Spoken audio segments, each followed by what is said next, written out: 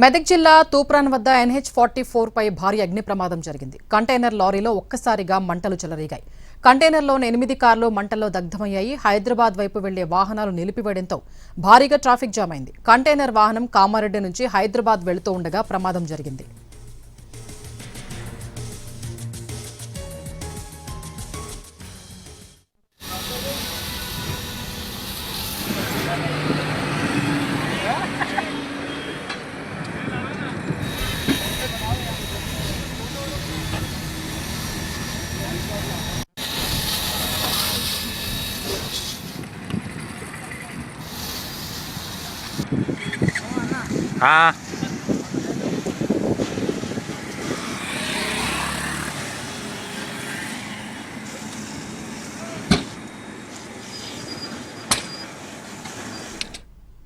మెదక్ జిల్లా తూప్రాన్ వద్ద NH-44 పై భారీ అగ్ని ప్రమాదం జరిగింది. కంటైనర్ లారీలో ఒక్కసారిగా మంటలు చెలరేగాయి. కంటైనర్లో ఉన్న 8 కార్లు మంటల్లో దగ్ధమయ్యాయి.